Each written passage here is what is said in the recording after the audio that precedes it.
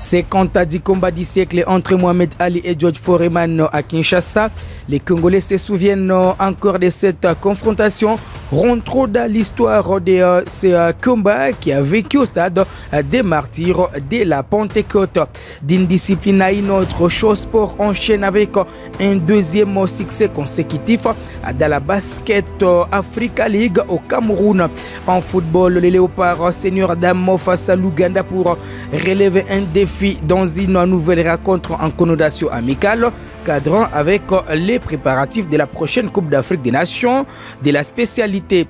Dans ce même chapitre, cette fois chez les hommes, l'AS Maniema Union de Kindu ne cédera pas ses joueurs pour les rassemblements des Léopards à prime, prévu du 2 au 9 novembre 2024. Bienvenue pour les détails sur Kivu Morning Post TV.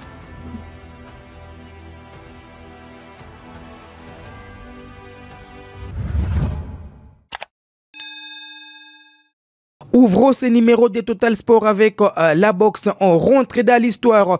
30 octobre 1974, la RDC, alors appelée Zaïre, accueillait un événement qui marquerait à jamais l'histoire de la boxe. Les légendaires Rouble in the Jungle. Ce combat titanesque a vu les boxeurs américains Mohamed Ali défier George Foreman pour les titres mondiaux des poids lourds. Cet affrontement a attiré l'attention du monde entier et transformé la ville en épicentre de l'attention sportive. À l'époque, Mohamed Ali, déjà une icône mondiale, revenait d'ailleurs sur les devants de la scène après une suspension de 3 ans, tandis que George Foreman, un champion redoutable, remportait ses combats avec une puissance écrasante. Au-delà d'un simple duel sportif, cette confrontation était un événement chargé de signification politique et culturel dans le contexte post-colonial de l'Afrique. Les stades de Tata Raphaël étaient plongés dans une ambiance électrique. Les supporters congolais ainsi que ceux venus des 4 coins du monde vibraient au rythme des chants écrits. Ali, un véritable showman, a si charmé le public avec son charisme tout en lançant des provocations à George Foreman. Le combat a débuté dans une chaleur étouffante et malgré les pronostics favorables à Foreman, Ali a su mettre en œuvre sa stratégie innovante, la technique du rope à dope. En se lançant à frapper contre les cordes. Il a épuisé son adversaire avant de porter des coups décisifs au 8e round, remportant ainsi la victoire par KO ou knockout et regagnant son titre mondial. Ce combat a eu des répercussions bien qu'au-delà du ring. Cet événement a d'abord propulsé Mohamed Ali au rang des légendes, puis a contribué à placer la RDC sur la carte mondiale du sport. Ce combat a renforcé la fierté nationale et inspiré des générations de boxeurs et athlètes de la République démocratique du Congo. On était dans l'histoire 50 ans après. On se rappelle encore de ces combats historiques entre Mohamed Ali et George Foreman. On va enchaîner avec les jeux de la balle au panier, c'est le basketball. Showsport réalise un début impressionnant dans la Basketball Africa League au Cameroun. Vainqueurs de la Coupe du Congo à Kinshasa, les gorillas, comme on aime les appeler bien, se distinguent par leur performance. Après leur victoire lors de l'ouverture de la compétition contre les abeilles de la République centrafricaine, les Congolais ont dominé pour leur deuxième match. Mwanda Digebo, c'est mercredi 29 octobre au complexe Omnisport de Diapoma de Douala. Bien que ce succès ait été difficile, 79 points contre 76.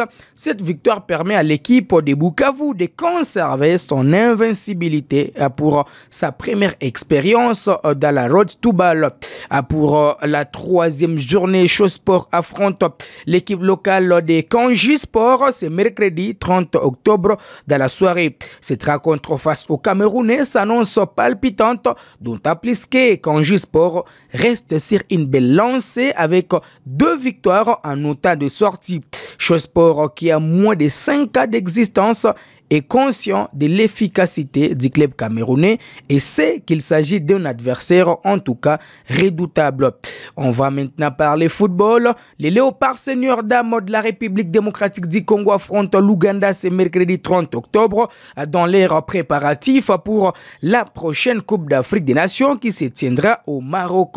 Après un bilan mitigé marqué par 5 défaites lors de leur dernier match, notamment face au Maroc en aller comme au retour et face au Sénégal en aller aussi comme au retour, l'équipe se retrouve sous pression avant de recevoir l'Ouganda à Kinshasa. Lors de leur dernier match disputé le 27 octobre au stade de Martyrs, les Congolaises se sont inclinées sur les scores de 2-1 contre l'Ouganda, ajoutant ainsi une nouvelle déception à leur série des contre-performances. La rencontre de ce mercredi s'annonce comme un véritable test pour restaurer la confiance du public congolais en vue de la phase finale du tournoi continental. Sous la direction du sélectionneur Papi Kimoto, les Léopards savent qu'une victoire est impérative pour préparer au mieux la compétition à venir où elles devront se mesurer à des équipes redoutables comme le Nigeria et l'Afrique du Sud, champions en titre, et le Nigeria, c'est les pays les plus titrés.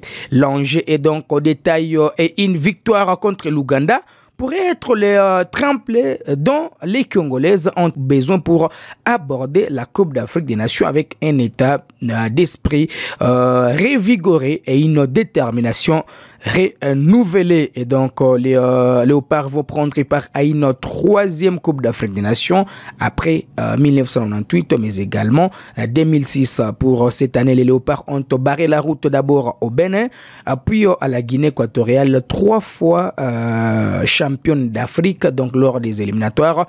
Kabakaba et ses coéquipières ont tout simplement créé la sensation. On va rester dans ce même chapitre cette fois chez les hommes.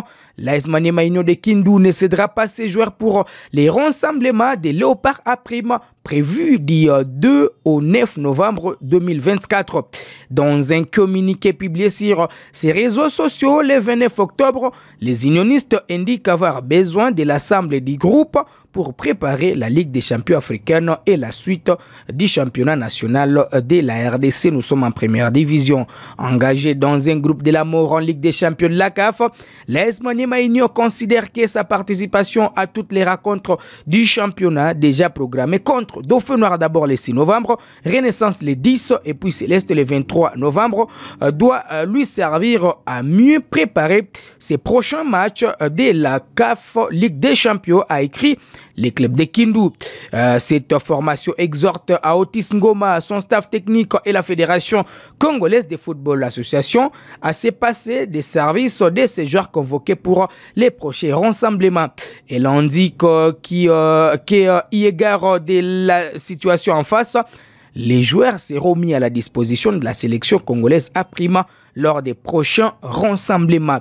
Le sélectionneur des Léopards, vous le savez, a publié récemment la liste des 36 joueurs pour un stage de préparation. Sur la liste, Maniema Union devrait envoyer 6 joueurs en sélection, dont les gardiens Bridel et Fong, les défenseurs Lupini Mawaku et Osé Ndombele, l'avant-centre Jefte Kitambala et les milieux de terrain Rachidi Moussinga et Agé Bassiala. Voilà un peu l'information pour les Léopards à prime qui bientôt vont jouer les éliminatoires du championnat d'Afrique des Nations qui sera organisé par 3 pays, la Tanzanie, le Kenya, mais également l'Ouganda. Voilà qui m'interme à cette production sportive sur Kivu Morning Post TV. On se fixe rendez-vous très prochainement. Ça sera avec un plaisir renouvelé.